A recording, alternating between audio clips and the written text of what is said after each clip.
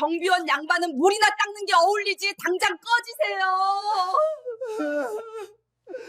고급 한정식집 상견례 자리에서 사돈이 될 남자의 얼굴 위로 찬물이 쏟아졌습니다.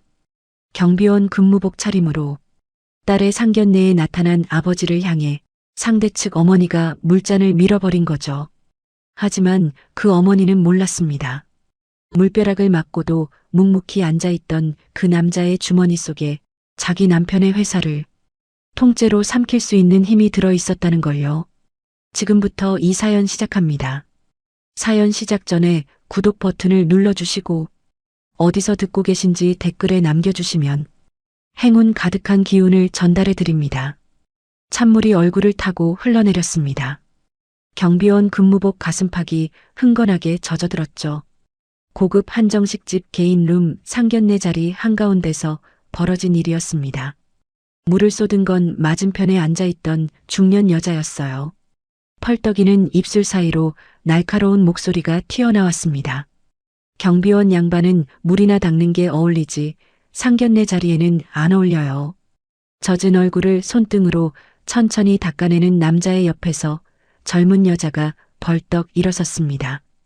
의자가 뒤로 밀리며 날카로운 소리가 룸 안에 울려 퍼졌죠. 여자의 눈에는 분노와 수치심이 동시에 차올랐습니다. 하지만 남자가 조용히 여자의 손목을 잡았어요. 고개를 가볍게 저으며 괜찮다는 눈빛을 보냈습니다. 괜찮다, 서진아. 앉아라. 서진이라 불린 여자는 떨리는 입술을 깨물며 자리에 앉았습니다. 그 모습을 본 중년 여자가 코웃음을 쳤어요. 옆에 앉은 남편에게 고개를 돌리며 한심하다는 표정을 지었죠. 여보, 내가 뭘 했어요. 경비원 집안이라더니 역시나잖아요. 상견례에 근무복을 입고 오다니 상식이 있는 건지 없는 건지. 남편 역시 팔짱을 낀 채 남자를 내려다보았습니다. 양복 소매에 달린 커프 스링크를 만지작거리며 거드름을 피우더니 입을 열었어요. 아 참, 이 자리가 좀 민망하긴 합니다. 우리 태준이가 아무리 본인이 좋다고 해도 집안이라는 게 있는 건데. 그 말에 맞은편 젊은 남자 태준이 고개를 숙였습니다. 하지만 서진을 감싸는 말은 한마디도 하지 않았어요. 오히려 경비원 차림의 남자를 흘끗 바라보며 작은 목소리로 중얼거렸죠. 아버님도 좀 신경 쓰시지. 미리 말씀드렸잖아요. 서진의 눈이 커졌습니다. 믿을 수 없다는 표정이었어요. 3년을 만나며 결혼까지 약속한 남자가 자기 아버지 앞에서 저런 말을 하다니. 서진이 태준을 향해 입을 열었습니다. 태준 씨, 지금 그게 할 말이에요. 태준은 서진의 시선을 피하며 물컵만 만지작거렸습니다. 중년 여자가 그 틈을 놓치지 않고 다시 공격에 나섰어요. 테이블 위에 놓인 냅킨을 집어 남자 앞으로 던지듯 밀었습니다. 여기 얼굴이나 닦으세요. 그리고 솔직히 말씀드릴게요. 저는 이 결혼 반대예요. 우리 태준이가 부사장 아들인데 경비원 집안하고 사돈을 맺을 수는 없잖아요. 남자는 던져진 냅킨을 조용히 집어 얼굴을 닦았습니다. 아무런 반박도 하지 않았어요. 다만 딸 서진을 바라보는 그 눈 속에 복잡한 감정이 스쳐 지나갔죠. 미안함과 분노, 그리고 어떤 결심 같은 것이 동시에 담겨 있었습니다. 어르신, 기분 나쁘시면 죄송한데요. 사실 저도 아들 가진 엄마 입장에서 하는 말이에요. 시집 올 거면 시어머니 말에 순종하는 법부터 배워야지. 아버지가 경비원이면 딸은 더 고분고분해야 하는 거 아닌가요? 서진의 두 손이 무릎 위에서 부들부들 떨리기 시작했습니다. 치밀어 오르는 울음을 참느라 고개를 숙였어요. 그 순간 지금까지 묵묵히 모욕을 감내하던 남자가 천천히 고개를 들었습니다. 그의 눈빛이 달라져 있었어요. 경비원의 온순한 눈이 아니었습니다. 차갑고 단단한 어떤 결정을 내린 사람의 눈이었죠. 남자가 조용히 주머니에서 낡은 휴대폰을 꺼냈습니다. 화면을 2번 누르더니 귀에 갖다 댔어요. 짧은 한마디만 남겼습니다. 지금 들어와라. 전화를 끄는 남자가 자리에서 천천히 일어섰습니다. 중년 여자가 비웃듯 올려다보았지만 남자는 그 시선을 전혀 의식하지 않았어요. 대신 딸의 어깨에 손을 얹으며 나지막이 말했죠. 서진아, 일어나거라. 이 자리는 여기까지다. 정확히 그 순간 한정식 집 룸문이 열렸습니다. 검은 정장 차림의 사람 4명이 일렬로 들어서더니 남자를 향해 동시에 허리를 구부렸습니다.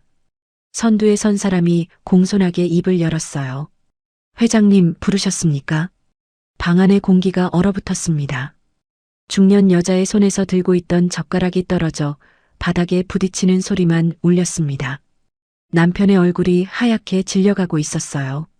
경비원 근무복을 입은 남자의 얼굴 위로 그 누구도 예상하지 못한 그림자가 드리워지고 있었습니다. 회장님, 그 2글자가 방안을 짓눌렀습니다. 중년 여자 최명자의 입이 반쯤 벌어진 채 닫히지 않았어요. 옆에 앉은 남편 최판수의 얼굴은 이미 핏기가 사라진 뒤였죠. 태주는 멍하니 검은 정장 차림의 사람들을 번갈아 바라보기만 했습니다. 하지만 가장 놀란 건 서진이었어요. 아버지를 올려다보는 그 눈에 혼란과 경악이 뒤섞여 있었습니다.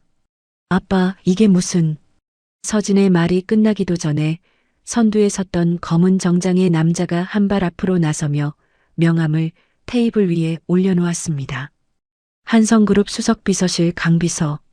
그 이름 석자 위에 찍힌 한성그룹 로고를 본 최판수의 눈동자가 크게 흔들렸어요.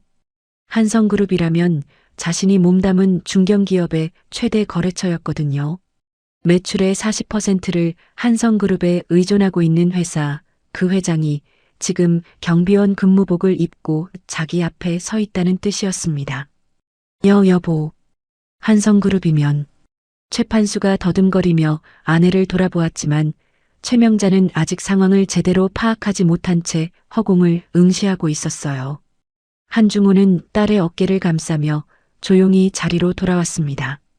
경비원 근무복은 여전히 물에 젖어 있었지만 그 위에 서린 분위기는 완전히 달라져 있었죠. 이야기는 3년 전으로 거슬러 올라갑니다. 한중호가 경비원으로 살기 시작한 건 딸 서진이 대학을 졸업하던 해였어요. 아내와 사별한 뒤 홀로 딸을 키우며 한중호는 하나의 원칙을 세웠습니다. 딸이 재벌가의 자녀라는 꼬리표 없이 스스로의 힘으로 세상을 살아가게 하자. 그래서 회사 경영은 수석비서와 이사진에게 맡기고 자신은 작은 아파트로 이사해 경비원 행세를 시작했죠. 서진은 장학금과 아르바이트로 대학을 마쳤습니다. 실력으로 대기업에 입사했고 아버지의 소박한 삶을 자랑스러워했어요. 한중호에게 그것만으로 충분했습니다. 딸이 건강하고 바르게 자라주는 것, 그게 수조원의 재산보다 값진 거였거든요. 서진이 태준을 데려와 결혼하겠다고 했을 때도 한중호는 경비원 아버지로서 상견례에 나가기로 결심했습니다. 사위 될 사람과 그 가족이 진짜 어떤 사람들인지 보고 싶었으니까요. 서진아. 한중호가 딸의 손을 잡았습니다. 서진은 아직 혼란스러운 눈으로 아버지를 올려다보고 있었어요. 아빠가 설명할 게 많다. 하지만 지금은 한 가지만 알아두렴. 한중호의 시선이 최명자를 향했습니다. 여전히 멍한 표정으로 앉아있는 그 여자를 차갑게 바라보며 입을 열었죠. 이 결혼은 없던 일로 하겠습니다. 태준이 벌떡 일어섰습니다. 의자가 뒤로 넘어가며 쿵 하는 소리가 울렸어요. 얼굴이 새하얗게 질린 채 서진에게 다가서려 했지만 강비서가 한 발 앞을 가로막았습니다. 서진 씨, 잠깐만 이야기 좀 하자. 이건 오해야. 서진은 태준을 바라보았습니다. 3년간 함께했던 남자의 얼굴에서 사랑이 아닌 공포를 읽었어요. 그 눈은 서진이 아니라 서진 아버지의 지위를 보고 있었죠. 서진은 조용히 고개를 돌렸습니다. 더 이상 볼 필요가 없다는 듯이. 최명자가 드디어 정신을 차렸습니다. 아니, 정신을 차렸다기보다는 본능이 먼저 움직였다고 하는 게 맞겠죠. 재벌 회장이라는 4글자가 뇌에 꽂히는 순간 최명자의 태도가 180도 뒤집혔습니다. 방금 전까지 물잔을 밀어붙이던 그 손으로 한중호의 팔을 붙잡으며 매달리기 시작했어요. 사돈 어른. 제가 잠시 실수를 했어요. 눈이 있는데 몰라 뵙고 정말 죄송합니다. 한중호는 팔을 잡은 최명자의 손을 조용히 내려다보았습니다. 10분 전에 물을 끼얹으며 경비원 양반은 물이나 닦으라던 그 손이었죠. 한중호는 아무 말 없이 그 손을 떼어냈어요. 마치 더러운 것을 털어내듯 담담하게. 최판수도 자리에서 벌떡 일어났습니다. 양복주름 따위는 신경도 쓰지 못한 채 허둥지둥 한중호 앞으로 다가왔어요. 커프스링크를 만지작거리며 거드름을 피우던 모습은 온데간데 없었습니다. 이마에 송글송글 맺힌 땀을 손등으로 닦으며 고개를 숙였죠. 한 회장님, 아니 사돈어른. 저희가 크게 실례했습니다. 제가 한성그룹과 거래하고 있는 건 아시죠? 부디 넓은 아량으로. 한중호의 눈이 가늘어졌습니다. 거래. 결국 이 사람의 입에서 가장 먼저 나온 단어가 거래였어요. 사과가 아니라 사업 걱정이 먼저인 사람. 한중호는 그 한마디에서 이 가족의 본질을 다시 한번 확인했습니다. 거래 이야기는 제 비서실에서 따로 연락드리겠습니다. 그 한마디에 최판수의 다리가 풀렸어요. 비서실에서 따로 연락한다는 말이 무슨 뜻인지 모를 사업가는 없었거든요. 좋은 뜻이 아니라는 건 확실했습니다. 최판수가 비틀거리며 의자에 주저앉았죠. 태준이 다시 한번 서진에게 다가섰습니다. 이번에는 강비서를 피해 옆으로 돌아서 서진의 앞에 섰어요. 눈가가 붉어진 채 애원하는 목소리를 냈습니다. 서진아, 제발. 우리 3년인데. 부모님이 실수한 거지 나는 아니잖아. 서진은 태준의 눈을 들여다보았습니다. 3년이라고 했죠. 맞아요, 3년이었습니다. 그 3년 동안 태준은 서진의 아버지가 경비원이라는 사실을 부끄러워했어요. 친구들 앞에서 장인 직업을 말하지 못했고 부모님 앞에서 아버지를 감췄습니다. 서진은 그걸 다 알고 있었거든요. 태준 씨, 아까 내 아버지한테 뭐라고 했는지 기억나요? 태준의 얼굴이 굳었습니다. 아버님도 좀 신경 쓰시지. 그 한마디가 목구멍으로 역류하듯 떠올랐겠죠. 내 아버지가 경비원이어도 물을 맞아도 당신은 한마디도 안 했어요. 그게 3년의 대답이에요. 서진의 목소리는 차분했지만 그 안에 담긴 무게는 방 안의 누구도 감당할 수 없었습니다. 태준이 입을 벌렸다 닫았다를 반복했어요. 어떤 변명도 그 말 앞에서는 무력했거든요. 한중호가 딸의 어깨에 다시 손을 얹었습니다. 그리고 최명자와 최판수를 한 번씩 바라보았어요. 경비원의 눈이 아니었습니다. 수조원의 제국을 이끌어온 사람의 눈이었죠. 강비서가 한 발 앞으로 나서며 서류 가방에서 무언가를 꺼내기 시작했습니다. 저희 회장님 따님에게 물을 끼얹으셨다고 들었습니다. 이 건에 대해서는 법률 대리인을 통해 정식으로 대응하겠습니다. 최명자의 얼굴이 허옇게 질렸어요. 법률 대리인이라는 단어가 귓가를 때리는 순간 다리에 힘이 빠져 의자에 털썩 주저앉았습니다. 고급 한정식집의 개인 룸이 법정처럼 차갑게 변해가고 있었죠. 강비서가 꺼낸 서류 봉투 위에는 법무법인 이름이 선명하게 박혀 있었습니다. 국내 5대 로펌 중 하나였어요. 최판수는 그 이름을 보는 순간 숨이 턱 막혔죠. 자신의 회사에서 소송이 걸리면 선임하고 싶어도 비용이 부담스러운 곳이었거든요. 그런 로펌이 경비원 차림의 남자 뒤에 서 있다는 현실이 아직도 믿기지 않았습니다. 이건 좀 과한 거 아닙니까? 집사람이 실수한 건 맞지만 법까지 갈 일은. 최판수의 항변에 한중호는 고개조차 돌리지 않았어요. 대신 강비서가 차분한 목소리로 대답했습니다. 모욕죄와 폭행에 준하는 행위입니다. 상견례 자리에서 상대 측 부친에게 고의로 물을 끼얹은 건 단순 실수로 볼 수 없다는 게 법률 자문 의견이에요. 최명자가 벌벌 떨기 시작했습니다. 물잔을 밀었을 때는 그냥 속이 시원했어요. 경비원 주제에 딸을 데리고 상견례에 나타난 게 꼴보기 싫었을 뿐이었거든요. 그런데 그 통쾌함이 이제 부메랑이 되어 돌아오고 있었습니다. 최명자는 자리에서 미끄러지듯 일어나 한중호 앞에 무릎을 꿇었어요. 사돈어른, 아니 회장님. 제가 죽을 죄를 지었습니다. 제발 한 번만 봐주세요. 저도 자식 가진 엄마입니다. 한중호의 눈이 아래를 향했습니다. 무릎 꿇은 최명자를 내려다보는 그 시선에는 분노보다 씁쓸함이 담겨 있었어요. 10분 전에 시어머니 말에 순종하라며 딸을 짓밟던 사람이 지금은 자신의 무릎을 꿇고 있었으니까요. 권력 앞에서 이렇게 쉽게 무너지는 사람에게 딸을 맡길 뻔했다는 사실이 한중호의 가슴을 짓눌렀습니다. 서진이 아버지의 옆에서 그 장면을 지켜보고 있었어요. 복잡한 감정이 얼굴 위를 스쳐 지나갔습니다. 최명자가 무릎을 꿇기 전에 자신의 아버지에게 했던 말들이 귓가에서 맴돌았죠. 경비원 양반, 물이나 닦아라, 고분고분해야 한다.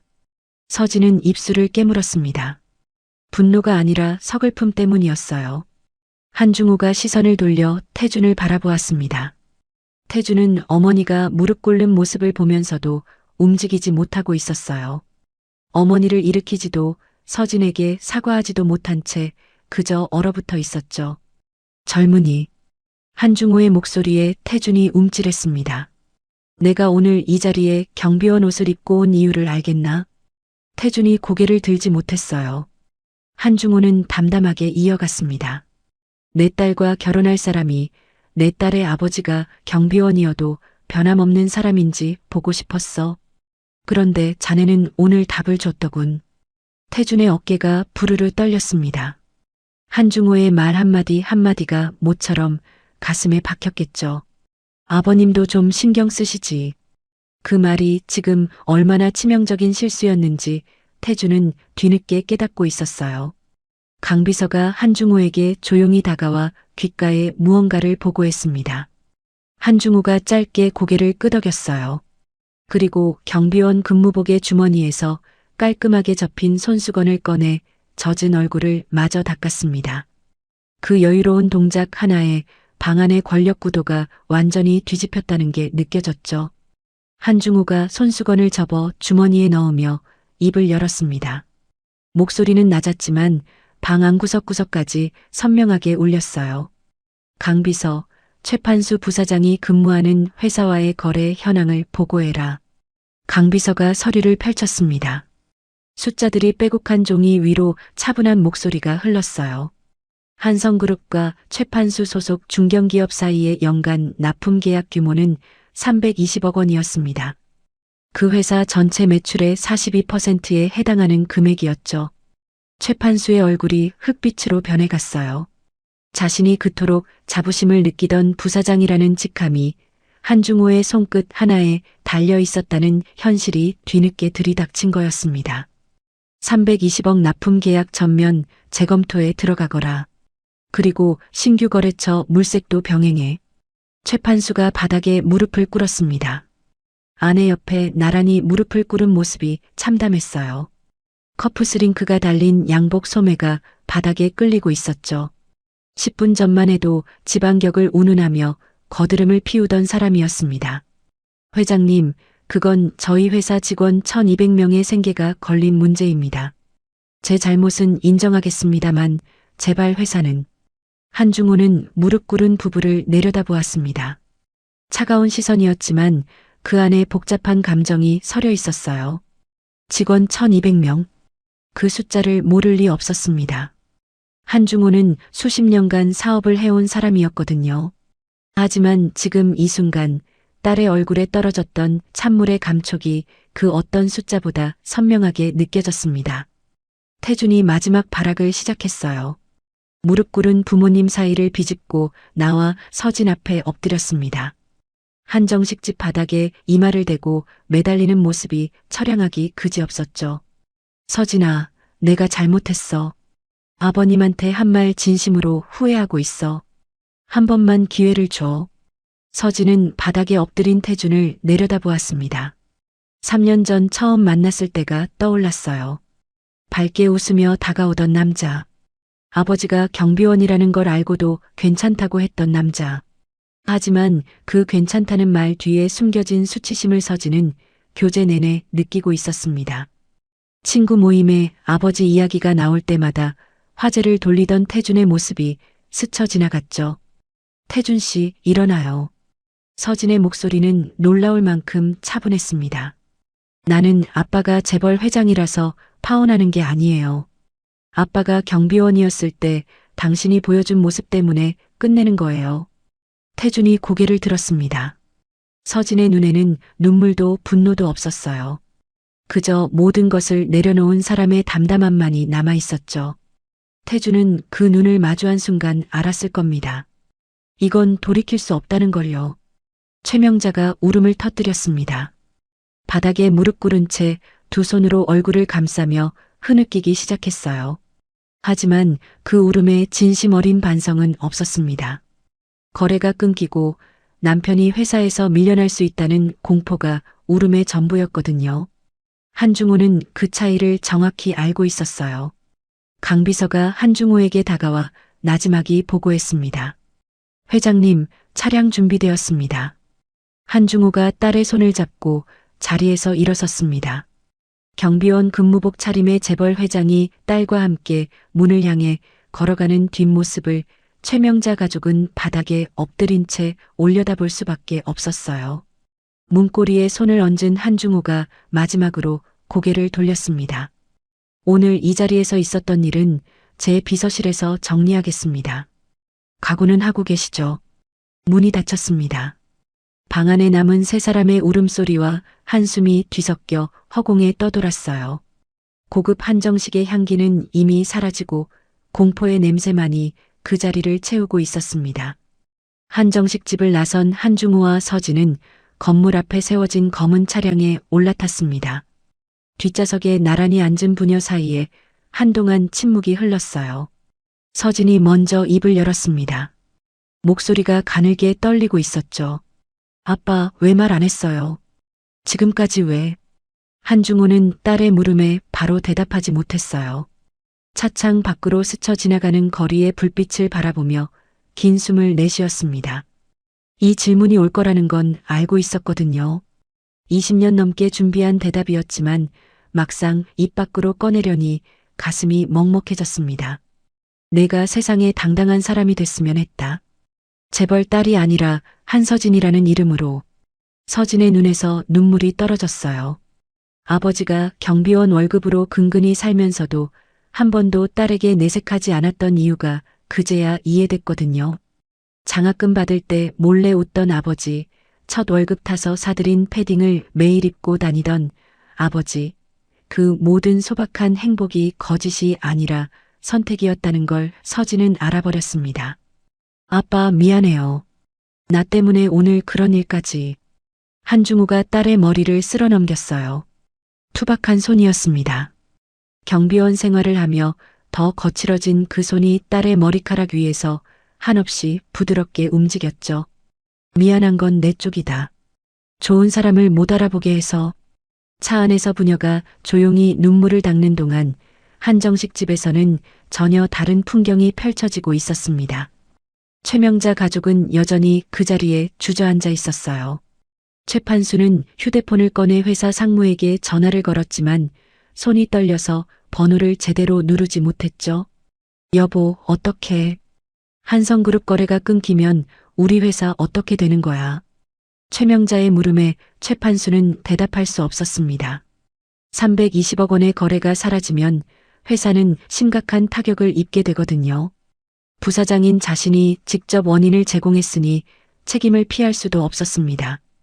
최판수는 두 손으로 머리를 감싸며 신음을 흘렸어요.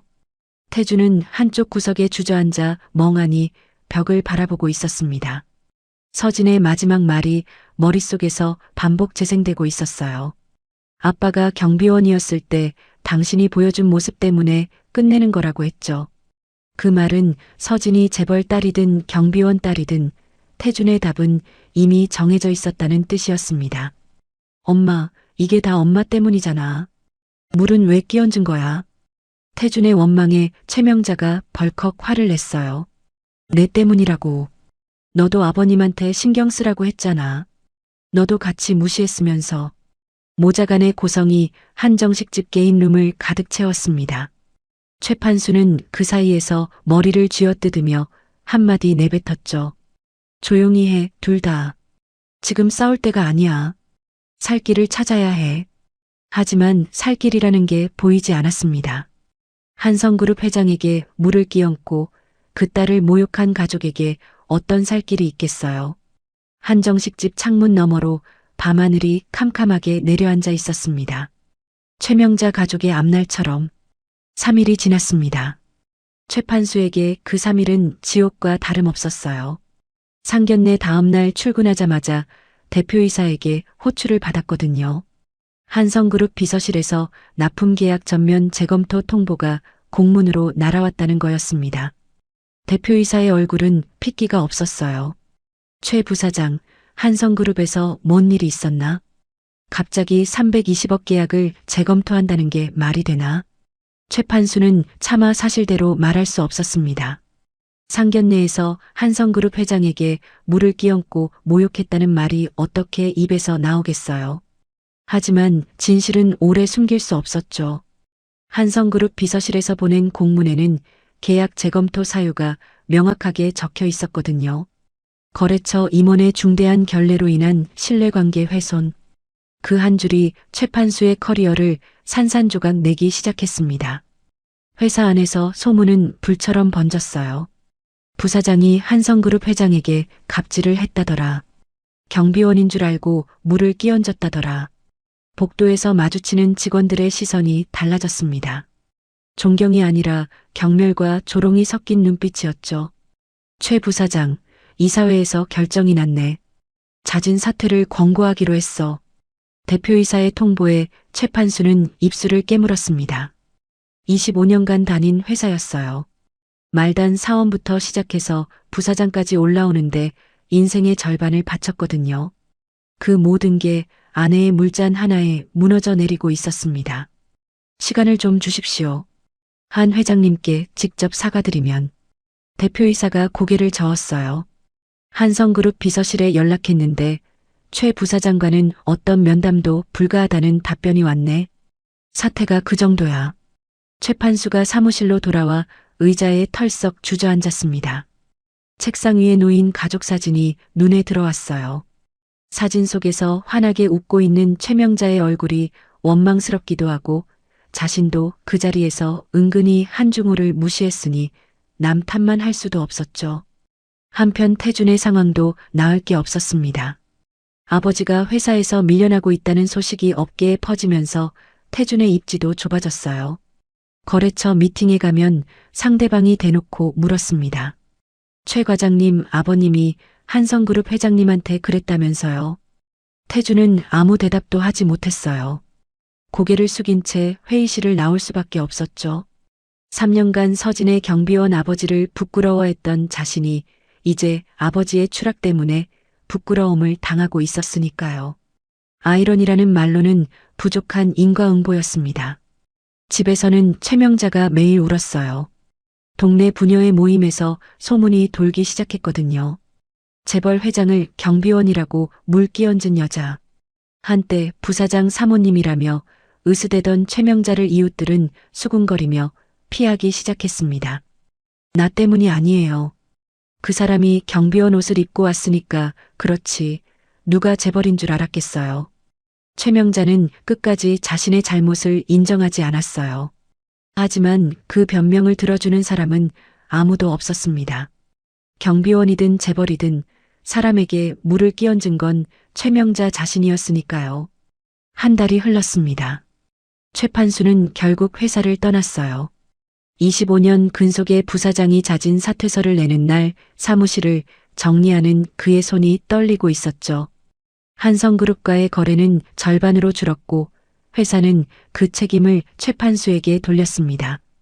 퇴직금과 약간의 위로금을 받았지만 업계에 퍼진 소문 때문에 재취업은 사실상 불가능했어요. 최명자의 삶도 완전히 달라졌습니다. 부사장 사모님이라는 타이틀이 사라지자 그동안 함께 어울리던 사람들이 하나둘 연락을 끊었거든요. 백화점 문화센터 모임에서도 암묵적으로 밀려났어요. 최명자가 나타나면 사람들이 자리를 옮기곤 했습니다. 경비원한테 물 끼얹은 여자라는 꼬리표가 어디를 가든 따라다녔죠. 내가 그렇게 큰 잘못을 한 거야. 최명자가 텅 빈 거실에서 혼잣말을 중얼거렸지만 대답해주는 사람은 없었습니다. 최판수는 서재에 틀어박혀 이력서를 쓰다 지우기를 반복하고 있었고 태주는 방에서 나오지도 않았거든요. 태주는 회사에 사직서를 냈습니다. 아버지의 사건 이후로 회사에서의 시선을 견딜 수 없었어요. 무엇보다 서진을 잃었다는 사실이 태준을 가장 깊게 짓눌렀죠. 3년간 곁에 있으면서도 그 마음을 제대로 지키지 못했다는 후회가 매일 밤 잠을 빼앗았습니다. 서진 씨 번호로 전화 좀 해봐. 한 번만이라도. 태준이 어머니에게 부탁했지만 최명자는 고개를 저었어요. 내가 무슨 낯으로. 그리고 전화해봤자 받겠니? 모자가 마주보며 한숨을 내쉬는 풍경이 처량했습니다. 남의 아버지를 무시하던 대가가 이토록 가혹하게 돌아올 줄은 상상도 못했겠죠. 같은 시각 서울 외곽의 작은 아파트 단지 앞 경비실에서 한중호는 여느 때처럼 경비원 조끼를 입고 있었습니다.